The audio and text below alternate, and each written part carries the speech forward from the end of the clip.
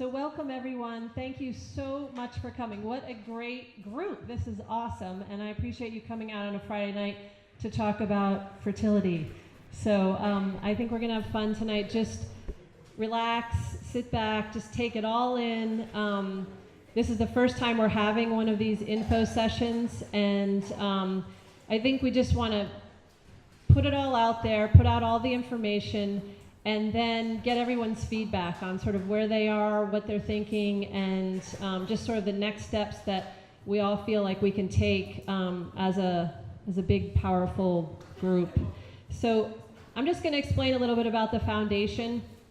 Renew the I Do Foundation is sort of what brought you all here. This is where we office out of. We want to be in culture. Our mission is to inspire marriages to thrive in today's culture, and we are guided by research, science, and the Holy Spirit.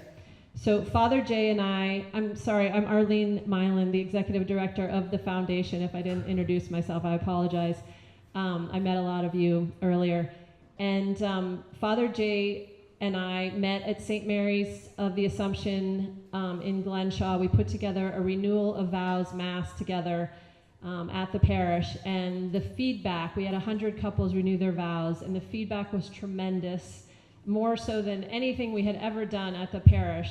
And he felt strongly that we needed to start a foundation because of the feedback and the need for strong marriages and couples that just weren't connecting as much as they wanted to be. And just because we put this one event together, it just meant so much to so many people. So we started a foundation on that very pillar, renewal of vows masses. And now we've renewed the vows of thousands of Catholic couples all throughout Pittsburgh. Different wonderful Catholic couples step up in their parishes and say, we want to put on a renewal of vows mass. And it's sort of the spark that starts various marriage ministries or couples clubs around the diocese. That's our hope, at least. A lot have sprung up. So that's the pillar that the foundation has started on. The second pillar of our foundation is we do date nights. We do a lot of cool pub night, date nights here. We've learned through our research that praying together and going to Mass together and going out on date nights are the two most important things you can do to have a successful, thriving marriage.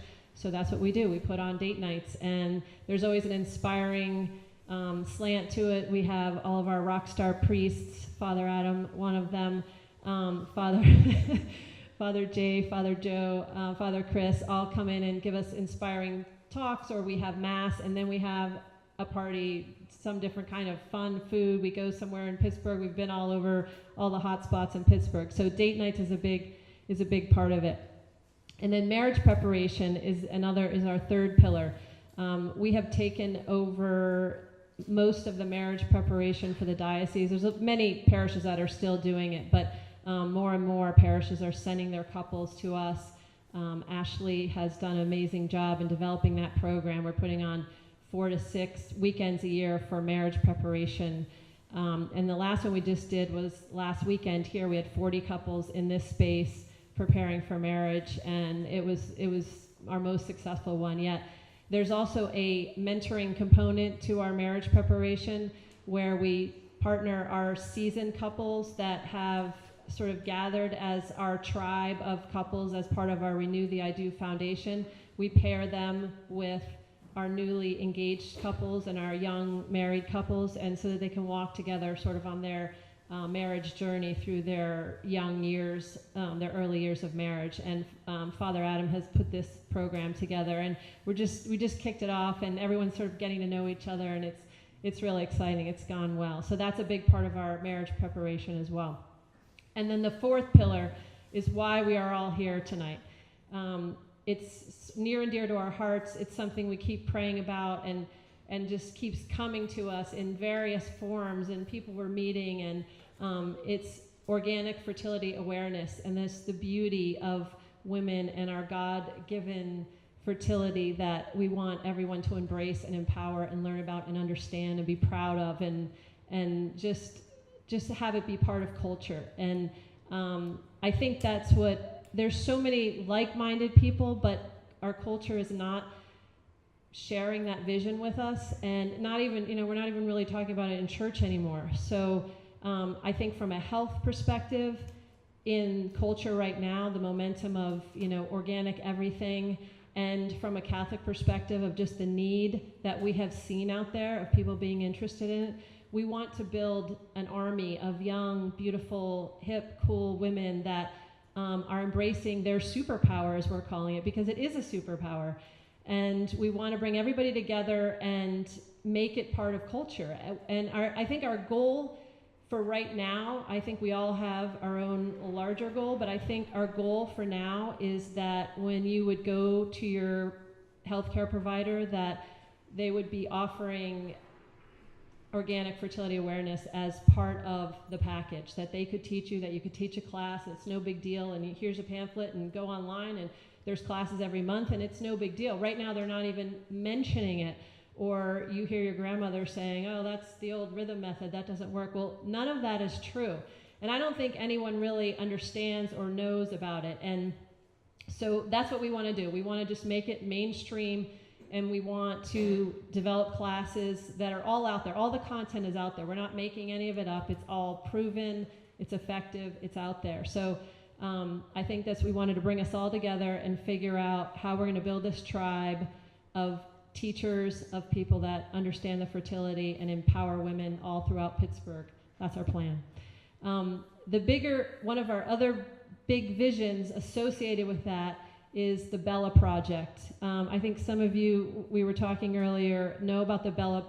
Bella is a clinic in Colorado right now that exists. There's about 8 of them across the country in Colorado, Arizona, various states throughout the country, that specializes in women's organic wellness and obstetrics, gynecology. It's like going to your gynecologist, but respecting life and dignity of women. And they've done such an amazing job expanding 5,000 patients in 3 years, no advertising, just the need for this sort of practice. So we want to open one of those in Pittsburgh. And so that's our overall goal with starting here. And we feel that this education is going to be a huge part of Bella. Bella, it's neat because my daughter Kathleen and I and Ashley all went out to Colorado this summer to meet Dee Dee Chisholm, who runs the Bella Clinic. And it was an amazing day, amazing meeting with her. And she's just full of inspiration of how important this is, and has just grown it and grown it and grown it and grown it, and just has so much support. So I just throw it out to everybody to please pray for us, please pray for this mission, pray for Bella to come to Pittsburgh, and I'm going to leave all the rest up to the experts to talk about tonight. And then we can regroup at the end and just discuss what we've learned. And I'm going to show a video right now just to kind of kick us off and start the inspiration. Thank you.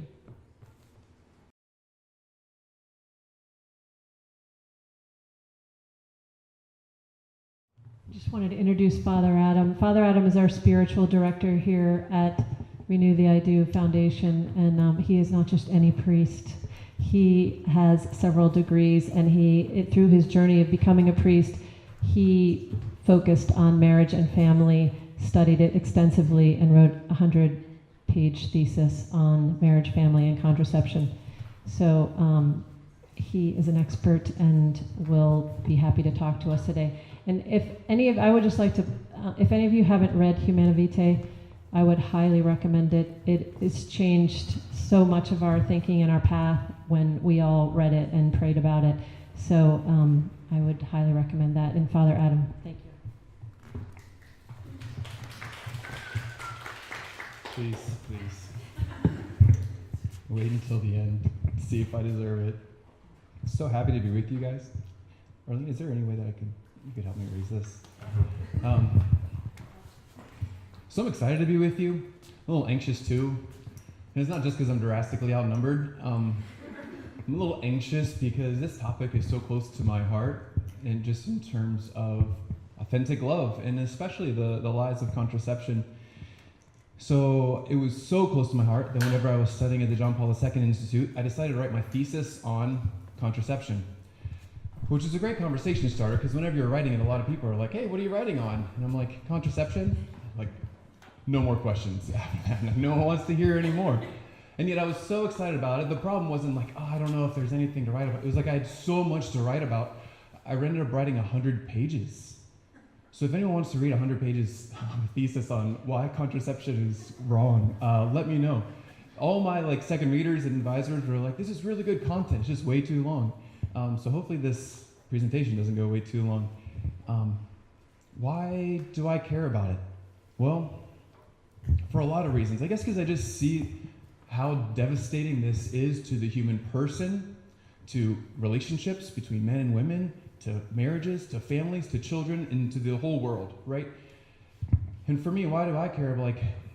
As a man, talking to you as women. I don't know if you've heard this quote. John Paul II says that the dignity of every woman is the duty of every man. And the dignity of every man is the duty of every woman. So I stand before you really caring about your dignity as women and wanting to affirm you in just the beauty of who you are and the gifts that God has given you. So, John Paul II, he has this great quote. I'm just going to read the first line and the last line that I bolded. He said, it should be emphasized here that love is the fullest realization of the possibilities inherent in man. And then he repeats it 4 different times. It's like the existence of man is for love. It's what we're here for. It's the fullness of man is to love and to experience love. And then that last line, it says, it must, of course, be genuine love. I don't know if any of you here have experienced a love that's less than genuine. A love that's fake, that's a lie, that's a counterfeit. Someone who's told you, I love you, I want to care for you, I want to spend a long time with you, or a little time with you, or my life with you, and yet then you realize, they were actually just living for themselves, right? We have this desire for true, authentic, and genuine love, and yet so many times we've just been offered a counterfeit.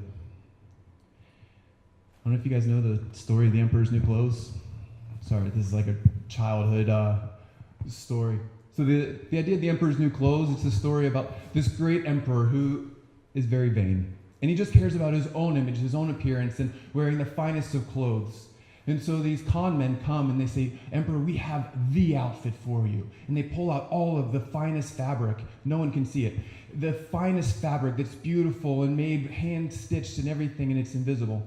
But they tell him that, no, this is beautiful and this will make you the most beautiful, glorious emperor in the entire world. And anyone who can't see this fabric either is unfit for their position or they're foolishly stupid. And the emperor says, yeah, that'd be great. And so they put it together, right? They weave it together, they put it together, and they present it to him, and they mime dressing him all up in the finest invisible clothes. And here the emperor is just so proud and so vain. He's like, look at me, I am glorious. And no one around him will say anything. Because if they say anything, then they're either unfit for their position or they're foolishly stupid. And so the emperor goes out in this grand parade through the whole town, and everyone is under the same impression, forced to applaud, right? Look at it, he's so glorious and beautiful. And until a little baby, a little child in the crowd, and just his innocence and purity cries out, why is the king naked? Right? And it took this innocence of a child to be able to call out the lie that everyone else was forced to buy into. And I just offer that kind of like a vision, a paradigm for tonight and what we're going to go into and dive into. To be able to maybe see what are the lies that we've been told about contraception.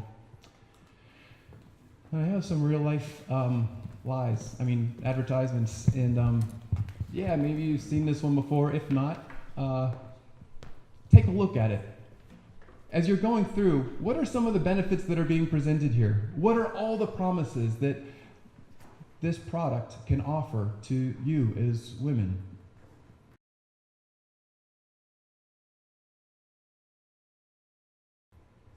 Pretty sweet. Did you hear everything that you can get? Shout it out. What were the promises that were offered there in that commercial? Trip to Paris, yeah. That you wouldn't be able to have if you had someone on your hip, yeah. Anybody else? Choices? A lot of choices. You pick your own man. A little box. I want that one. Don't let anybody steal them from you. Anybody else?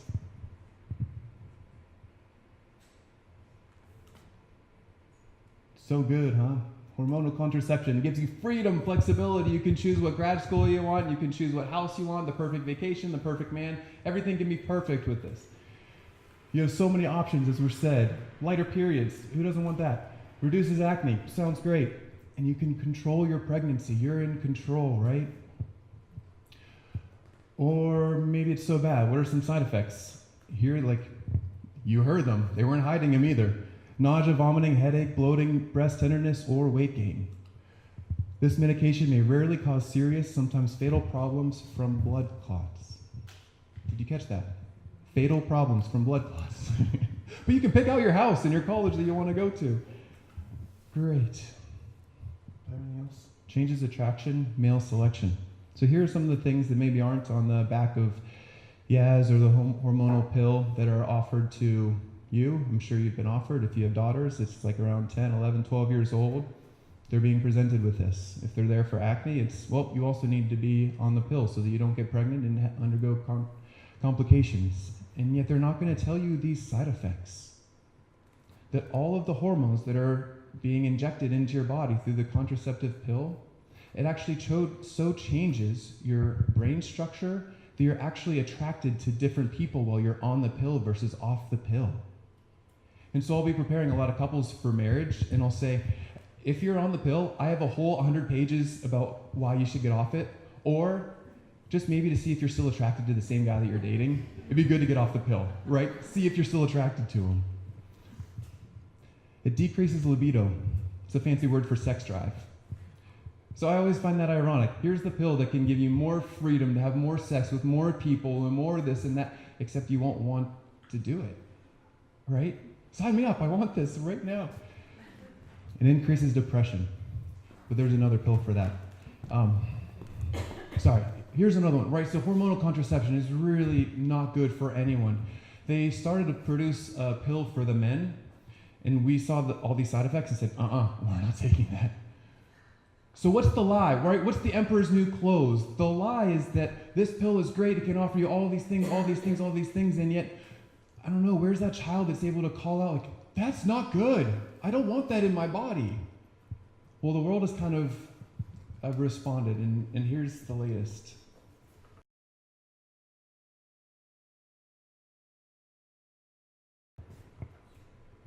If I had an ounce of coordination, I may have started the dance, but no.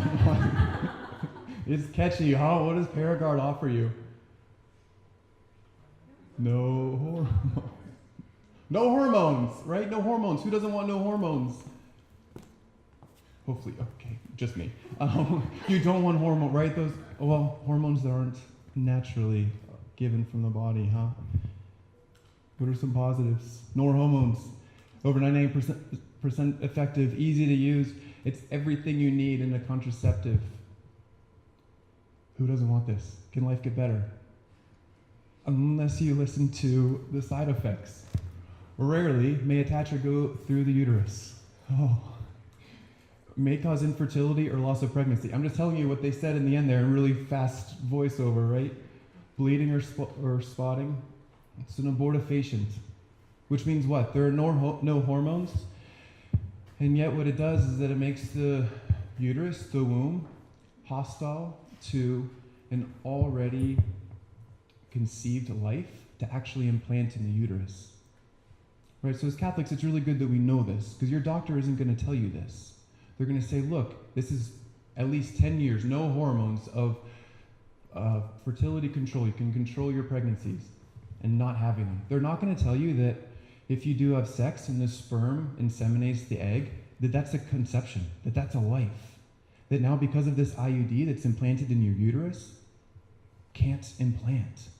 And all of a sudden it acts as an abortifacient, meaning gets rid of a conceived life. Now, how about just the con of broken relationships between men and women?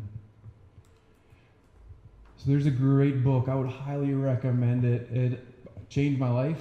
I love being overly dramatic, but it changed my life. This book by Mary Eberstadt, who takes a really hard look at contraception. She calls contraception the rocket fuel for the sexual revolution. The sexual revolution that promised all of these great things, and it was the contraceptive pill that just allowed it to take off. And yet she takes a really interesting perspective. She says, okay, contraception has been around for 60 years.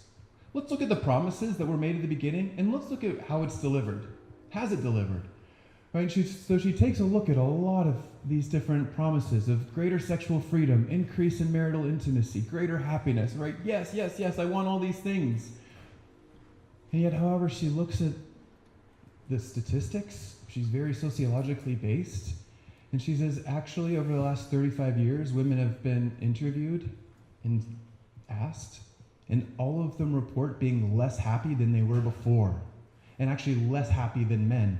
Right? The sexual revolution promised women you can be just as free and just as happy as men who get to have this sexual freedom that you don't get to have. And all of a sudden, the statistics are showing that's not the case. Women are also reporting, yeah, we were supposed to be able to marry these incredible men. I was able to pick them out of a glass jar and have my choice of whoever I wanted and could try them out first. Well, women are now saying, where are those men? I don't see any of those men. All I see are boys. Boys who are in their 20s and 30s. They're still living in their parents' basement. They're addicted to video games and pornography. And like, I want a man. And all I see are these boys running around with their hats on backwards, playing baseball out in the yard alone. And it's like, where are the men that I was promised from the sexual revolution? This doesn't seem to be what I was actually promised. Look, too, at the sexual harassment of the last couple of years, the Me Too movement, right? These are all products of the sexual revolution and these promises of sex without consequences. And yet I think we see that sex is a really personal, intimate reality that isn't just meaningless, but actually really affects us to the depths of our being. Can we go to the next video?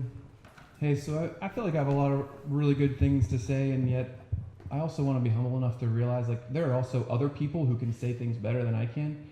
So this is a little bit longer of a video, and yet I wouldn't put it on here if I didn't think it was really worth it. And so I just invite you for the next 9 minutes to enter in, to see what's being presented, and to see if it rings true, and then we'll take a look at it afterwards.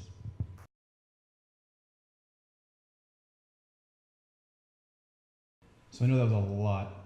I'm going quickly with all the drawings and the stats and the arrows up and down, and I don't know, hopefully that was helpful and rang true. Again, like they could explain that a lot better, and I'm just not artistic enough either. Question, who did they claim was in control of when sex will happen? Who decides that? The women. The women are the gatekeepers. Have you ever heard that before? Does it make sense? Some of you have. I think it does make sense. And they're speaking in general terms, right? They're painting with some broad strokes with some of these things, that men have a higher sex drive, and so that it's the women then who, as it says in the Song of Songs, fountain sealed a garden closed, right? They're like an understanding of the dignity of who you are as women and calling yourselves to be respected as such. How about this? What about the costs? About what does it cost men? What does sex cost women? I talked about like maybe a couple dates, maybe months of dates, or maybe marriage. How about in the sexual act too? Like what does it cost men? Maybe no more than 15 minutes, 30, an hour. I don't know. What does it cost women? Possibly 9 months. But then I hear after the 9 months of possibly carrying that child, there's still another 18 on top of that. Or nowadays 30. I don't know. You can't. Moms can't get rid of their children anymore. Okay, so contraception lowers the cost of sex, right? Now men are able to settle. And so women, I'm here to tell you, like, don't settle. Don't tell you. And I can't tell you how many young adults that I talk to in tears, especially young adult women, who are like, Father, where are the men? Where are the good men? They want to live chastity. They want to date the right way. I don't see them anywhere. I did have one young man say, like, where are all the women? Like, you fool. Like, you got to follow me around. I'll let you know, right? Like, Heartbreaking though. Young women, I'm sure you can relate, right? Just want to find that man who's going to love you the right way, the way you deserve to. And but now men can be picky and insist on extensive sexual experience before committing. Men are in a position to maximize the rewards while investing fewer resources. That last thing I just maybe want to encourage and affirm, and I think that's what this night and the Renew the I Do is all about. It said collusion among women to change the dating market is the most effective way to change. Collusion. So it's women. It's all of you getting on the same page and saying, hey, let's get together. Let's not settle. Let's do this the right way. Let's demand that we are respected at a higher level, and so that men don't have to settle. I just think that's a great kind of rally cry to bring yourselves around. Cool, just flew through that. Let's close with JP2, my hero, and just to talk about how he spoke about John Paul II. So this is where I'll now begin my 100-page thesis. Just kidding. So John Paul II, he had an amazing response to how bad contraception is by talking about how good and beautiful authentic human love and marital love is. And so I just want to go through 3 ways that John Paul II just breaks open the beauty of sexual love between a husband and a wife. Right? He talks about sex as being a total gift of self. Wow, we jumped ahead. Sex as being a total gift of self. So I had this awesome opportunity to marry my sister this last December 29th. Marry her to her now husband that you see there. And it was just beautiful, right? It was like an amazing opportunity to be a priest and to be right there for your sister. And I'll tell you what, tried to find every reason I could to not like her now husband, right? I was just like not gonna let anybody marry my sister. He ended up being a really good guy, and is a really good guy. He's still around. So amazing though, right? Because here I was, and I was good to her in the homily. I only took a couple digs. But to be at that moment whenever they say their vows to one another, and I don't know when the last time is that you've listened to wedding vows. I, Rachel, take you, Andrew, to be my husband. I promise to be true to you, to be faithful to you, in good times and in bad, for richer or poor, sickness and health, until death do us part. Who's that not about? Me. It's not about me. It's not about, hey, I'm in this marriage to get an adventure, to get someone who makes me feel better, who makes me laugh, who always makes me, he's my other half, he's my world, he's my life, it's like, no, it's not about what you get, it's about what you give, right? So John Paul II talked about the marriage vows and the sexual act that follows is a total gift of self. And so here my sister and her fiance were there before the whole church, and they weren't perfect, and yet they waited to have sex until they were married. They didn't live together. And so when they said their wedding vows, there wasn't a dry eye in that church. It was my sister Rachel, right? Just like her voice trembling as she said those words. And her fiance, his lips quivering as he responds, his eyes focused right on her. I give you all of me. John Paul II says that what contraception says is that I give you all of me, all of my past and my my quirks and my dysfunctions and my crazy family and my wounds and insecurities, and I give you my present, my personality, and I give you my future, all the adventures and everything that comes, except my fertility, that's mine. I'm going to hold on to it. And John Paul II said, no, that's a lie. Is it everything or is it nothing? Right? And so that's what sex is. It's a total gift of self. And contraception holds back. So we're talking about discover your superpower. And Wonder Woman, Gal Gadot, was this great image for women empowerment. She got ripped, she got chiseled, she's beautiful, this Caribbean goddess she's been called, right? Just like, she's not Caribbean, is she? No, she's like, where is she? She's Israeli. How about an Israeli goddess? Get your countries right. Beautiful, and then here she is just like all decked out with the sword, with the shield, and running through. It came to be known that she was filming this movie while she was 5 months pregnant. And she actually posted on Instagram this incredible quote. She said, I grow humans. What's your superpower? And so much of the liberal media hated it. Like, how dare you say that? Just reduce your superpower to like bearing life. And she's like, are you serious? Like, are you serious? Do you not realize this incredible gift that we have? Right? So John Paul II spoke of fertility as a gift, as a good thing. And I know I've talked to way too many women who have heard exactly the opposite. Not that fertility is a gift, but that it's a curse. It's a curse. Watch out for the curse. Avoid the curse. It's a burden to be avoided at all times, right? Why do so many women want to take the contraceptive pill? Because it reduces your period, it reduces pain, all of these things. And yet John Paul II says, no, even that's good. That women, you have built into your body a monthly reminder that life is tied to the cross. That in our fallen world, there can be no love without sacrifice. So women, built into your bodies is this understanding of sacrifice. And men, we don't really have that built into ourselves. We need it to be called out. Right? To have women call men out to, we need you to sacrifice. We need you to step up and to be a man, to be the husband and the father that I need, that our children need. Don't run away. Don't be a little boy. Put your hat on backwards or just take it off altogether. Stop playing video games and man up, right? Sacrifice. It's this beautiful thing that fertility is not a problem that needs to be fixed. Like our pets. We talk about fixing our, why would we fix something that isn't broken, right? Anyway. That's the second thing. Finally, John Paul II talks about the need that love is an affirmation of the other as a potential father or mother. Right? That every man has a call to be a father. And every woman, you have a call to be a mother. And whether that's biological or spiritual, it's written into your bodies. What does that look like for me? So this is a picture of my brother Jonathan, who's crazy.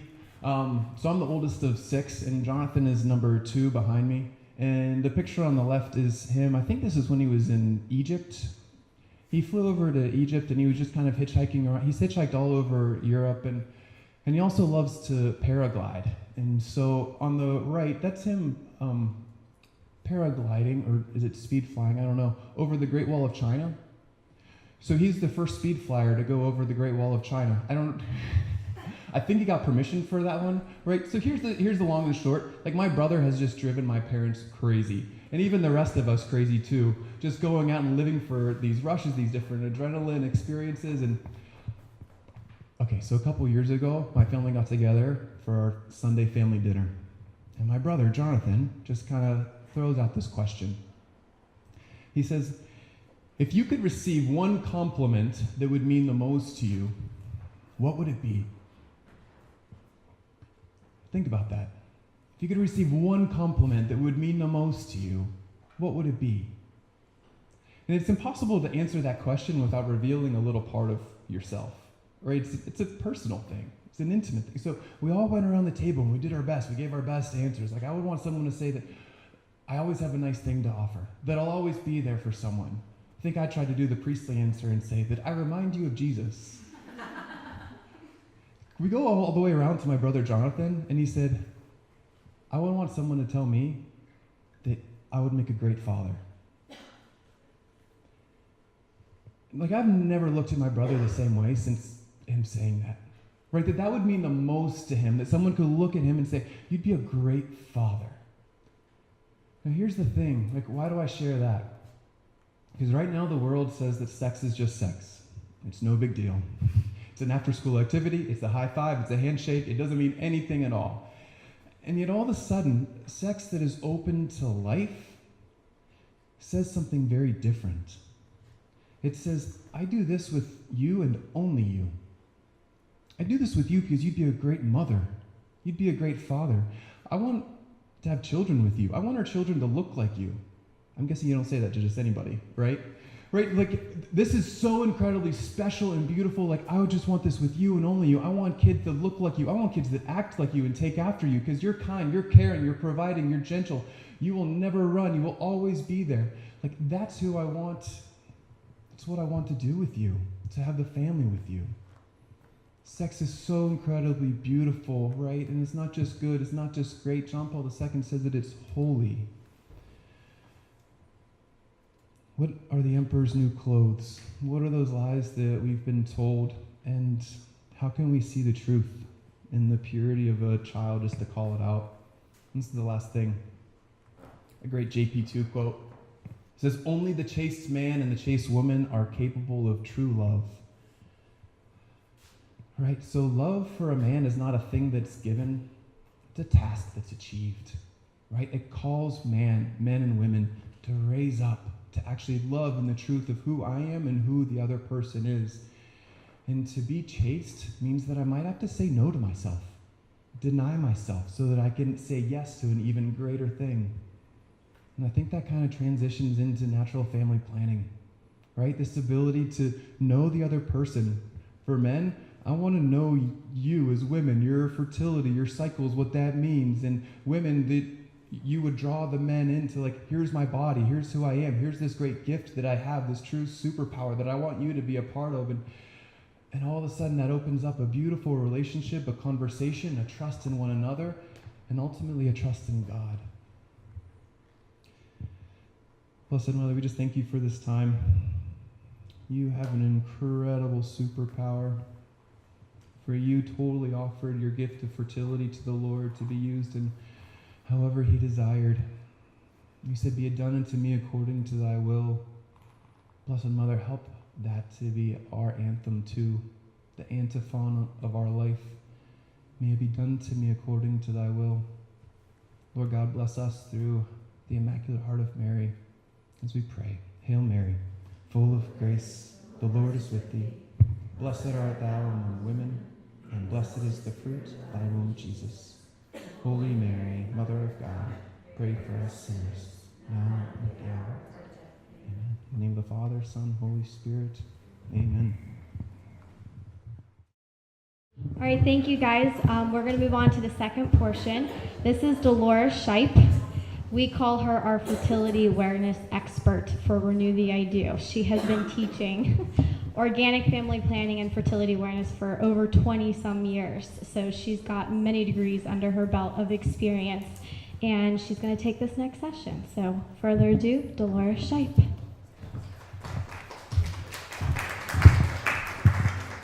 I mean, clearly I started teaching when I was in 9th grade, right? What kind of 20 years? What? I'm not that old. So what we're going to be talking about, organic married health. We're going to be just kind of be going through some things in terms of nuts and bolts. What is offered out there? What are our options? And what I want to start with, some quotes. And I want to see if you can guess who actually said these quotes. So this one is either going to be Pope John Paul II or Theodore Roosevelt. Contraception is the one sin for which the penalty is national death, race death, a sin for which there is no atonement. Pope John Paul II or Theodore Roosevelt? It is Theodore Roosevelt. Nice. This next one is going to be Gandhi or Freud. The abandonment of the reproductive function is the common feature of all sexual perversions. We actually describe a sexual activity as perverse if it has given up the aim of reproduction and pursues the attainment of pleasure as an aim independent on it. Gandhi or Sigmund Freud? It was Freud. Who said Gandhi? Somebody said Gandhi. Okay, the next one is going to be Pope John Paul II or Margaret Sanger. Contraceptive methods are like putting a premium on vice. They make men and women reckless. Nature is relentless and will have full revenge for any such violation of her laws. If contraceptive methods become the order of the day, nothing but moral degradation can be the result. As it is, man has sufficiently degraded woman for his lust, and contraception, no matter how well-meaning the advocates may be, will still further degrade her. And actually, I gave you two wrong people. So I'm going to tell you who that was. That was Gandhi. That was Gandhi. Okay, the next one. The sexual urge is a vector of aspiration along which our whole existence develops and perfects itself from within. And that's either Pope John Paul II or Margaret Sanger. The sexual urge is a vector of aspiration along which our whole existence develops and perfects itself from within.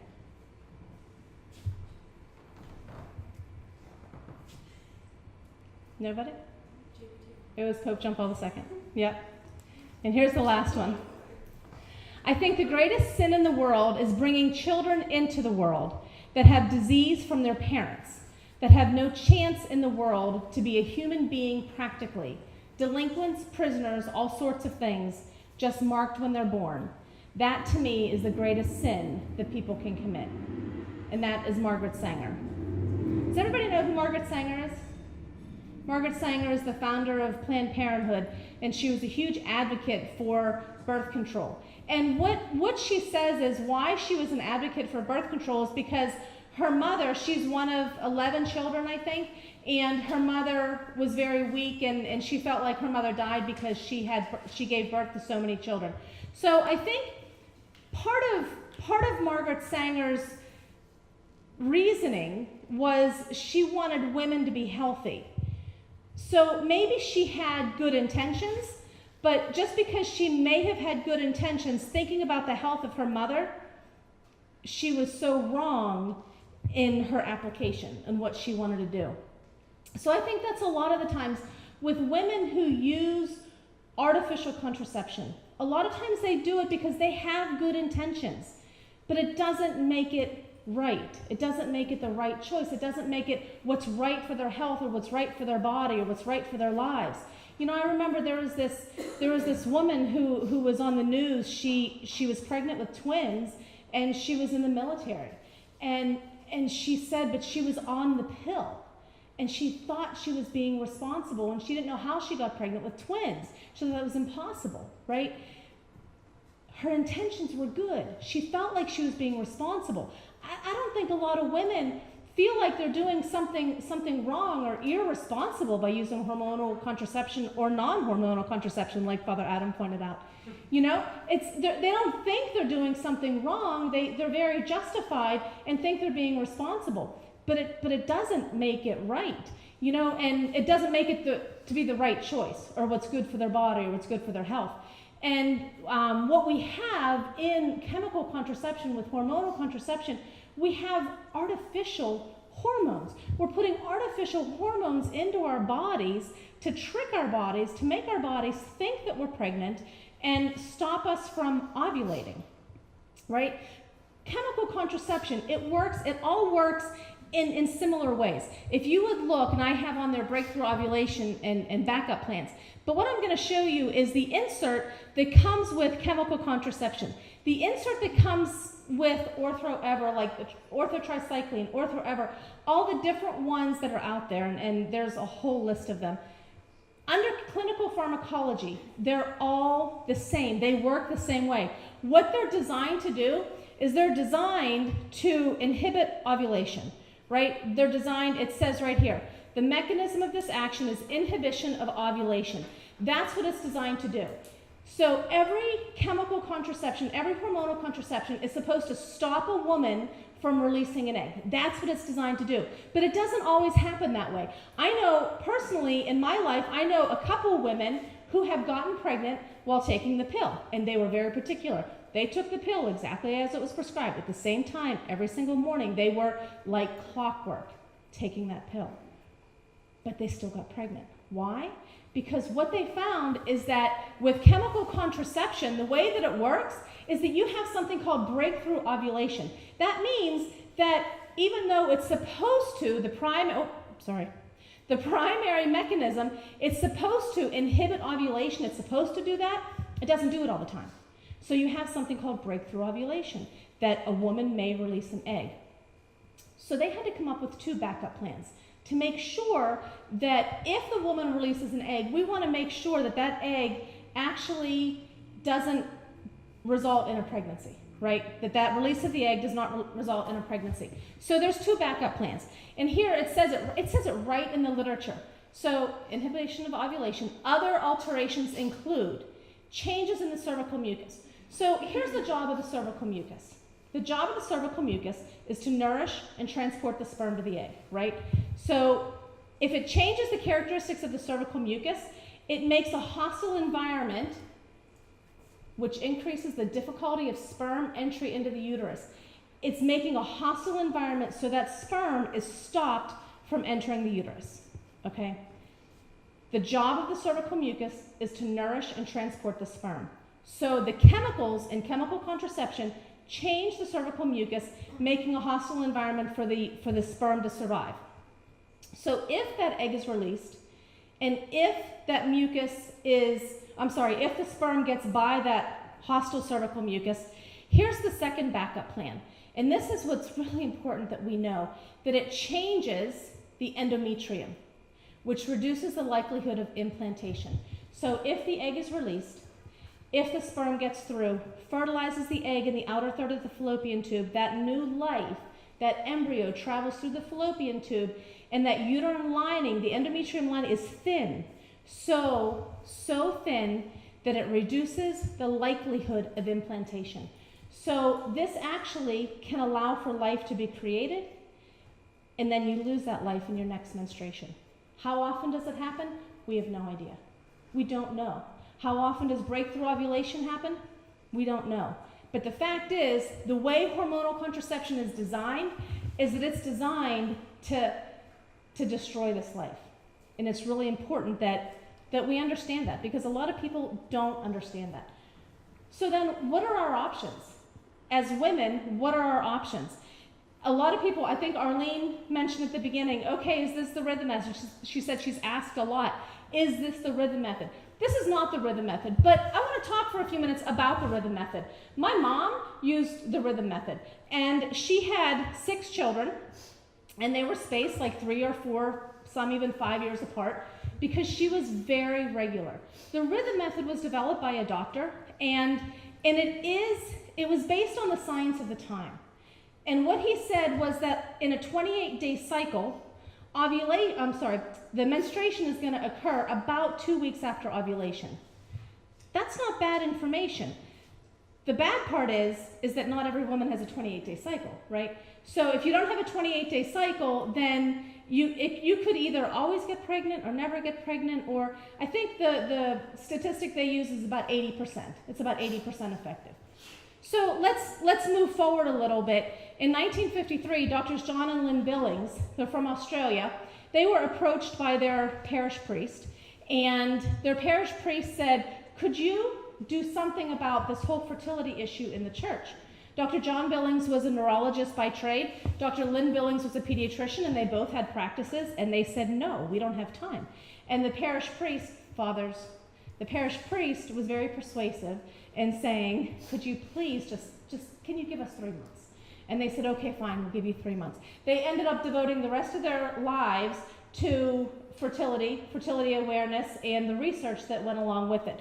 They developed what is called the Billings ovulation method, and they brought it to America around 1970, and they took it to China in the mid-'80s. When they took it to China in the 80s, they approached the government, and they said, we would like to bring this method to the women in your country, and we would like to teach this fertility awareness, natural family planning, on how to learn about their bodies, learn about their fertility. And the government said, absolutely not. They said, unless it's a scientifically proven method, our women are not going to be using this method. And they said, well, how about if we use a test group? Because at the time in China, women were either given a birth control pill or had an IUD inserted. They were not given a choice as to what family planning they could use, but the government did put regulations on how many children they could have. So it was a really important subject for them. It really impacted their lives. So the Chinese government said, you can use this test group of women with an IUD, because an IUD allows you to ovulate, just like Father Adam had in that video describing how an IUD works. An IUD allows you to ovulate, but if an embryo is created, then it is also destroyed. The IUD is always an abortifacient when life is created. So they said you can use the women that have an IUD because they're still ovulating. So fast forward to today, after the Billings went with the government, did this test grouping, did all of these studies, there's over 38,000 trained teachers of the Billings method in China. There's over 3.5 million fertile couples who use this method in China to avoid pregnancy. But the regulations are such that it's really important that many of the women use it to avoid pregnancy. In China, the World Health Organization did a study of what the statistics are in the avoidance of pregnancy, 99.5%, because they follow the rules and they have to be very careful because of their government regulation. So it's effective, it works. And it works to achieve pregnancy, it works to avoid pregnancy. So that started in 1953. And there's so much more information about all the research, all the doctors, all the scientists that were helping them. In 1971, John Kipley, along with his wife, I don't know his wife's name, Maria, what's his wife's name? I don't know. John Kipley and his wife, they developed the method of the couple-to-couple league. And that's a 3-point method of figuring fertility, of looking at signs. And that is, the Billings method is an ovulation only, a mucus only method. You only observe your cervical mucus. John Kipley, the couple-to-couple league, they use 3 different signs. And they look at mucus, they look at temperature, and they also look at position of the cervix. So they use 3 different signs and they cross-reference. And Dr. Thomas Hilgers developed the Creighton model, and that was around 1980. And the Creighton model is a modification of the Billings, and they use a lot of data. They do a lot of hormone testing, and what they do is beyond. It's absolutely fascinating. Dr. Thomas Hilgers, there's an 800-page medical textbook that outlines surgical techniques that aid in fertility. It's amazing. Dr. Richard Faring developed the Marquette model out of Marquette University. Around 1999, became public. And Dr. Richard Faring, they use an ovulation monitor to determine fertility, and they chart it from there. So Maria, it teaches the couple-to-couple league, and Father Jim in the back teaches the Marquette model.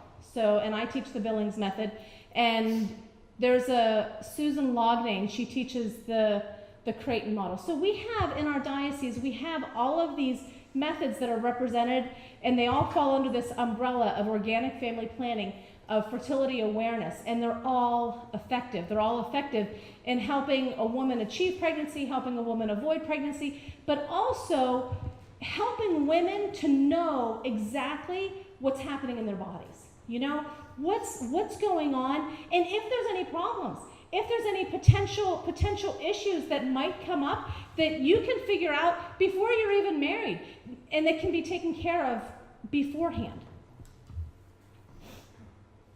So, what is your superpower? Fertility is amazing.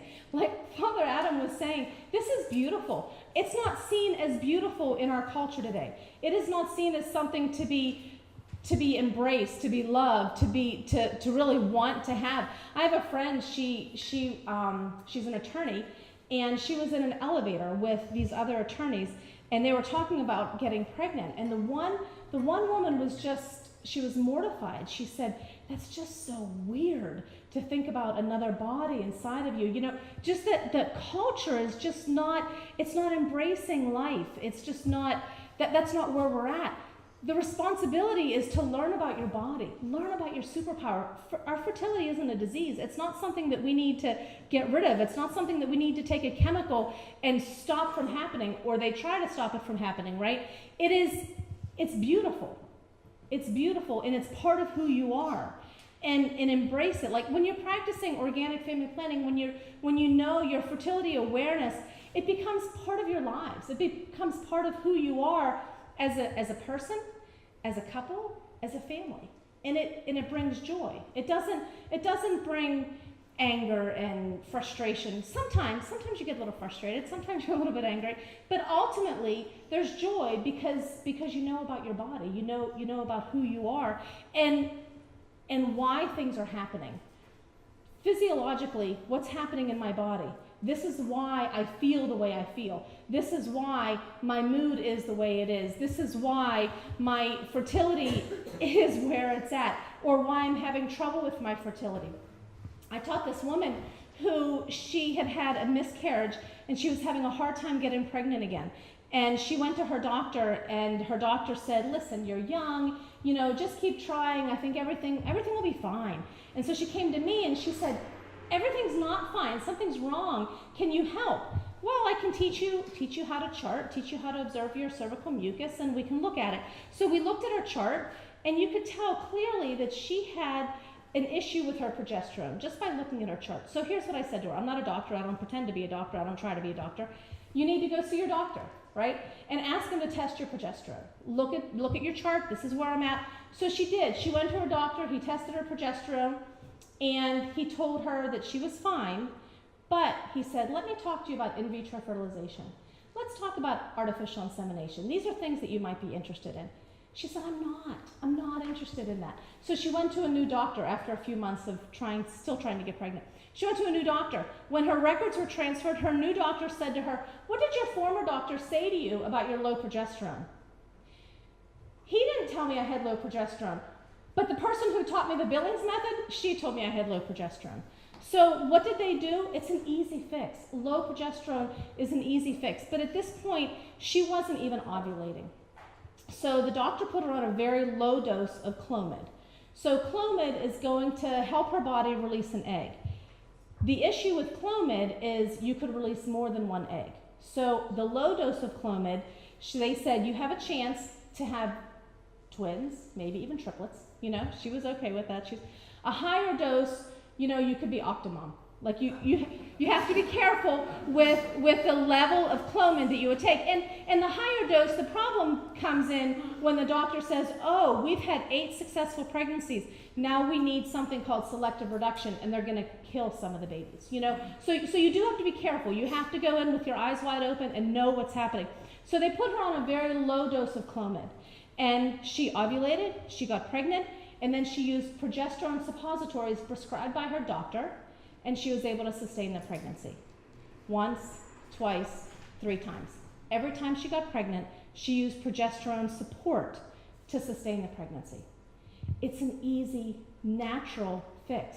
You learn about your body, you learn what's going on in your body, and you learn how to take care of yourself. It's a superpower. You guys are amazing. We're amazing. I'm going to put myself right in there with you. We're amazing, right? Guys don't know what this is like. Yeah, and we do have the cross though too, Father, right? We do have the cross.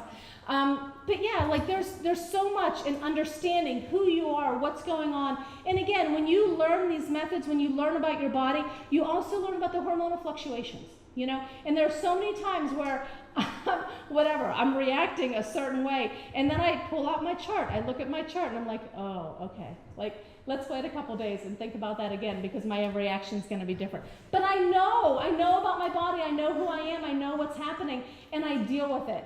And so, unfortunately, does my husband sometimes. So here's what we want to do. We want to have a lot of people who want to teach natural family planning. That's what we want to do. So how can we do that? We want to have training. We want to have training here in Pittsburgh. And what we can do for the Billings method, we can bring in trainers, and it's a long weekend. So it's 4 days of intense training of the Billings method. What they would like you to do is they would like you to take a class in the Billings method to learn how to do it. So if you're not currently charting, if you don't know how the Billings method works, they would like you to take a class in the Billings method to learn how to do it before you would go through training. So that's one option that we're looking at. Does anybody want to learn how to be a teacher in the Billings ovulation method? That's one thing. Another thing is we have the couple to couple league. What does that entail? That entails online training. It's you and your spouse, right? It's you and your spouse, and it's intense. It's intense, but it's amazing. It's great. There's no cost with the couple to couple league. There is a cost with Billings, and we'll kind of get into that a little bit later. The Creighton model. The Creighton model is a lot of intense training, and I believe, Father Jim, don't you have to travel to Nebraska for that. So there's travel involved and there's expense involved in that in addition to learning all of that. And then with the Marquette model, you do have to be a health professional. Yes. Is that right? You do have to be a health professional, but again, that is also online training. Is there a cost associated with that, Father? $450. $450. Okay, so there's a minimal cost associated with the Marquette training, but you do have to be a health professional. So that's what we're looking at. We are looking at helping you to empower other women, helping us to help other couples that are trying to achieve pregnancy, that are trying to avoid pregnancy, that are learning about their bodies, that will ultimately help their marriages too. I mean, people that practice organic family planning, organic married sex, whatever you want to call it, people that practice that have great success in their marriages. 95% success in their marriages. That's amazing. Why? Because you know each other. It's a total gift of self, like Father Adam was talking about. The total gift of self. It's all of me loves all of you. I give all of myself to you, including my fertility. I'm not holding that back. You know, it's so good for your marriage. So it's good to learn as a young woman, to know about your body, know what's happening, know just if there's some kind of issue or something that you need to take care of. It's good for your body. But then also, when you go to get married, if you go to get married, it's good for your marriage. And that's amazing. When is the training happening? We want to find out from you. Are you interested in learning how to teach organic family planning to other people, whether it be young women? So we have, another thing that we have is fertility awareness classes for young women, young adults, high school girls, youth ministry programs, fertility awareness classes. Are you interested in doing something like that? Are you interested in teaching organic family planning to couples, to engaged couples, to married couples, to couples who are experiencing perimenopause? You know, what's happening in your body? Okay, I was good all through my fertility. Now what? It's a whole different ballgame. How are you going to help them navigate through that? Are you interested in doing any of that, diving into that? Then we want to talk about that. We want to offer you something, some way to join us, to be part of this movement, part of discovering your superpower. Does anybody have any questions for me? Sure. Thank you. Do you have a question for me? No. You're not going to put me on the spot, Father. I'm going to throw in facts. Oh, sure. Oh, yeah, absolutely. Because I think it ties in. This is Father Jim Holland. Father Jim is the pastor at St. Victor's Parish in Bareford and in Transfiguration in Russellton.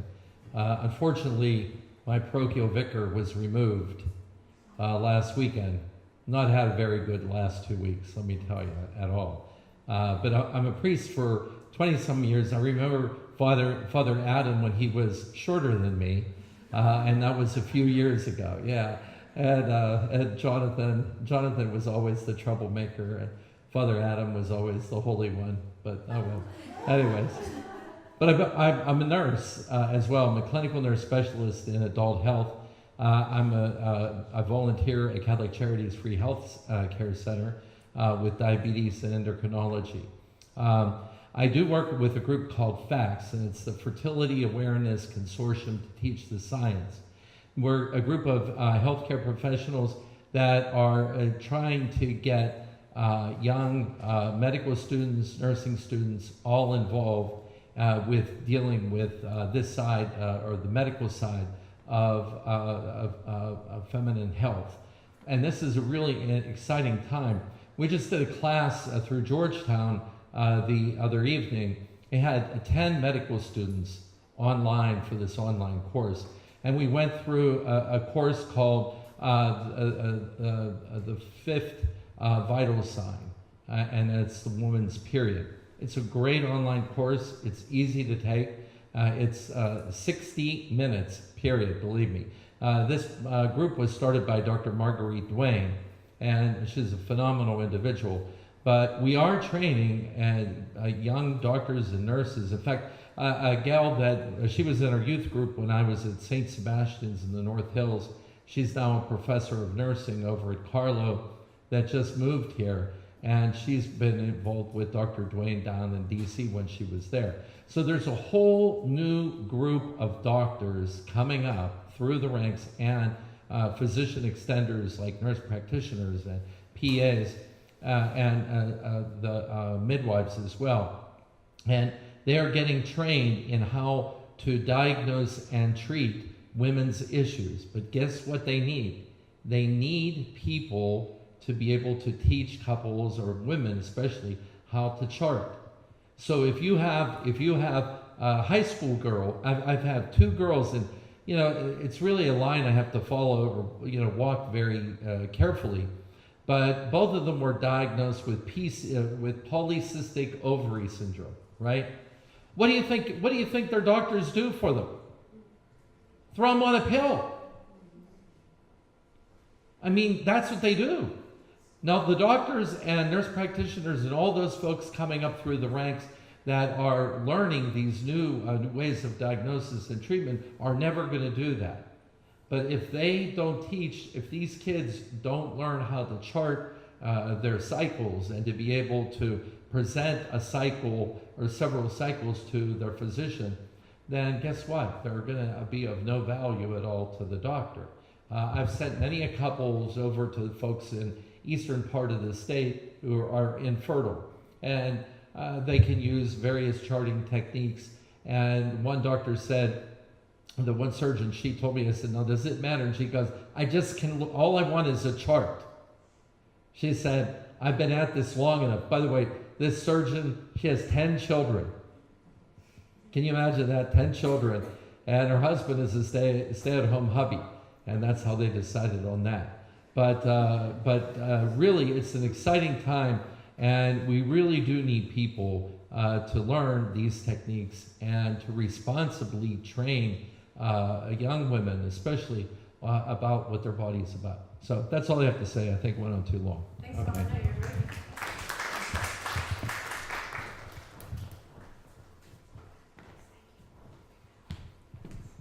Awesome. I know we're a little bit past 9, so time is just flying, but we still have a few more things. So if you have to leave, I understand. If you don't, we'd love to have you finish this. We won't take too much longer, but we're just going to bring Maria up very quickly. Dave was not able to be with us, but Maria and Dave, they're cousins of Father Jay, but they are a couple-to-couple league teaching for all of our engaged couples. So she's just going to come share a little bit of their story and why they became teachers.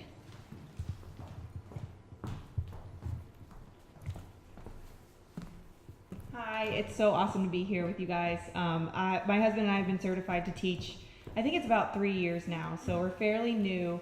And every time I come to something like this, I'm just so amazed and inspired to hear Father Adam and Arlene and Dolores and Ashley. Even though this is something I've been passionate about for a while, it just makes me get even more excited. Sometimes I think, like, I can't get more passionate about it, but I do every time I'm somewhere like this and I see all of these faces who are interested. So I just want to tell you quickly the story of how I became a teacher. My husband and I met in college at Notre Dame, and we met in a class. And after we dated about probably 6 months or a year, we discerned that we were probably going to get married. And we were saving ourselves for marriage. And I remember looking into like our pre-marriage program and what would all of this take, and learning a little bit about NFP. I knew that a lot of my cousins had used it, my aunts and uncles, and I knew that I saw all of these different examples of marriage who have been through so many different challenges, and I knew it was a common thread there. I didn't really understand what exactly it was. It was just kind of intuitive that I would use it because these people that I admired used it and they had strong marriages. But at the same time, when Dave and I started looking into it, we were kind of like, so we've been waiting till marriage, and now there are going to be all these rules about when we can and can't. That seems kind of frustrating. And so we went to our marriage prep, and this young woman stood up and spoke in front of us, and I guess she was probably my age now. And she had a few kids, and she just started talking about Pope John Paul's theology of the body, which Father Adam talked about. And she just radiated joy. And we kind of looked at each other, and we're like, okay, maybe we can figure this out. And when we got back from that, we just started getting involved at Notre Dame with different groups that were studying theology of the body. There's an amazing professor there who taught, Father Adam showed you the book Love and Responsibility. He taught a whole class on love and responsibility. And so we really dove into the teaching and then fell in love with it. And it caused us to fall in love with each other more. And we kind of realized, look, this is what waiting is all about. It's for living marriage, or trying our best, because we're by no means perfect, to live marriage the way that God created our hearts for marriage. So it was amazing. I mean, I was raised Catholic and I knew about it. So I don't think it was that amazing that it was kind of expected that I would figure that out. But my husband grew up raised Catholic, but then sports took over. He played baseball from a really young age, kind of stopped going to church. After confirmation, just didn't really go to church anymore.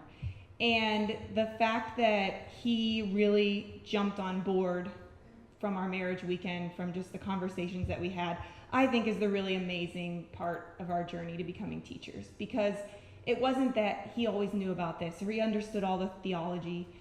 It was just that he had the humility to want to know me, to want to love me, to be open to something because I was open to it. And that was just an amazing part of our journey. And I would say, thinking about the economics of sex that Father Adam showed, there's also something intriguing about the truth.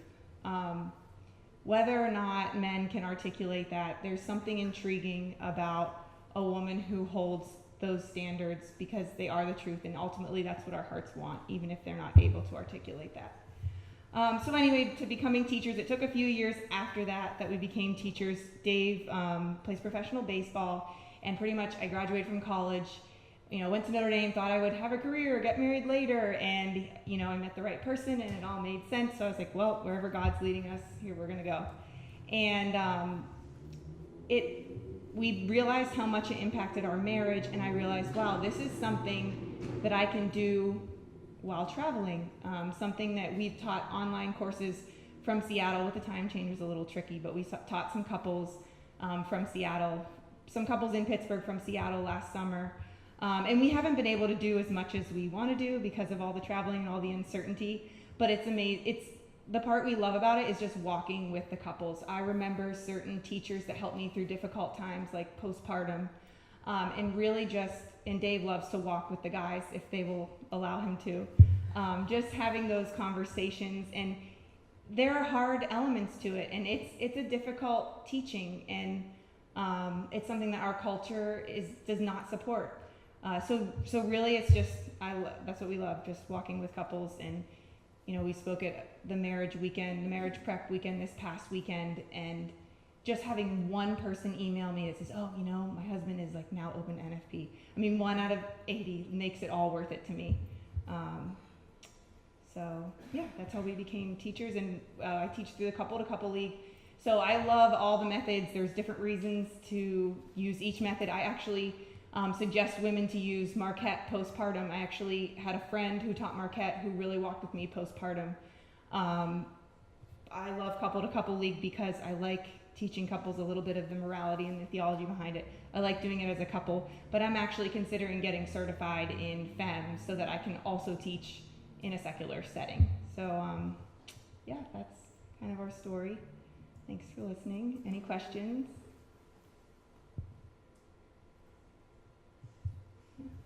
Oh, yeah. So I have a lot of people who I love who are on like the pill or are using some sort of contraception. How do you have conversations with them about NFP, or like how do you still love them through them living that way? And how do you have those conversations with them? So that's a really good question, because I actually speak at Oakland Catholic now to the religion classes about this topic. And it's really hard because people are on the pill for so many different reasons. I think it's so individual. For some people, the health aspect is what will draw them in and then hopefully bring them to the entire truth. For some people, when they hear it's an abortifacient and they didn't really know or understand that's what's going to draw them in.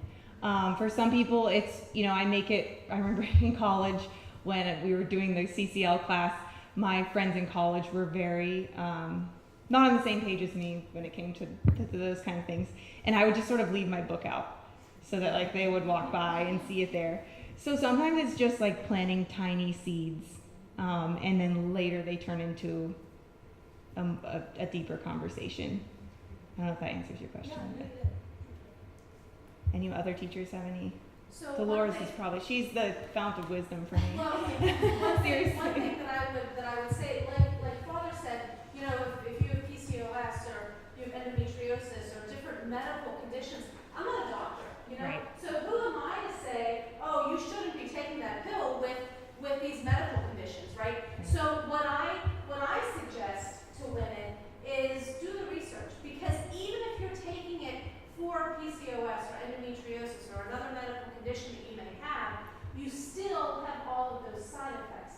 You're still putting yourself at risk.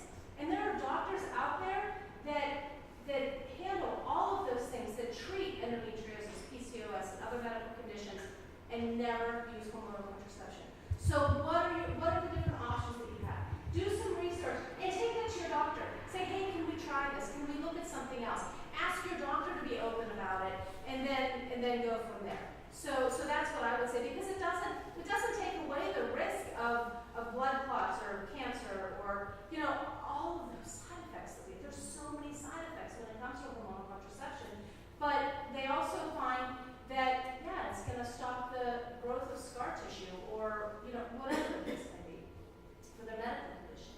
You know, so that's what I would recommend, that they look into it and find another option that is also going to help that medical condition that doesn't involve hormonal contraception. And also, especially talking to the high school girls, I found it was important to articulate to them that morally, if you're on it as a young person for a health reason, that's not, the church doesn't say that's morally wrong. Like Dolores said, we're learning as the science gets better and better, and we learn about, root cause. So what is actually the reason for your symptoms? That maybe there's an option that would work better for you, even if that's helping with your symptoms. There might be something that will fix them. So.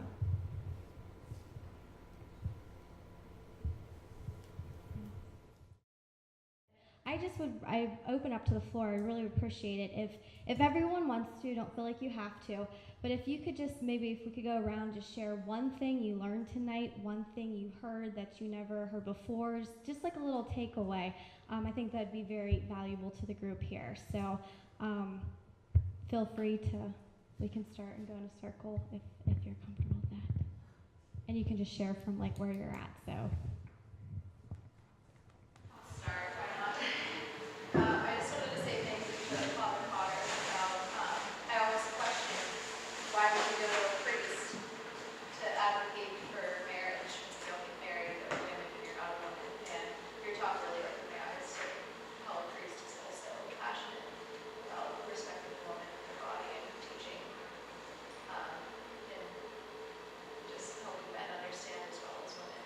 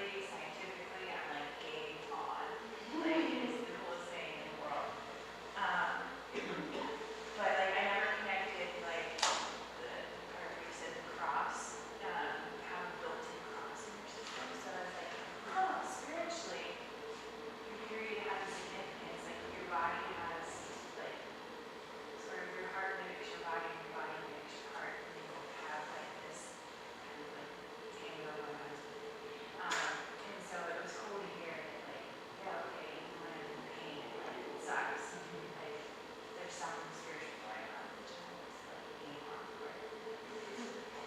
But yeah, I thought that was super cool. Yeah, so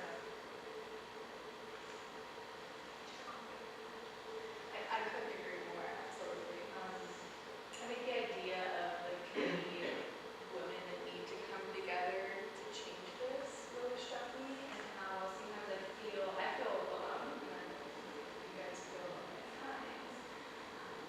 And I think this is a great stepping point to say, we're not alone, and maybe we all need to stick together or form some kind of groups to keep this going. It's what's not just going to help us in these days we're listening to these talks, but what about a month from now, a few years from now, we're still struggling. So, I agree.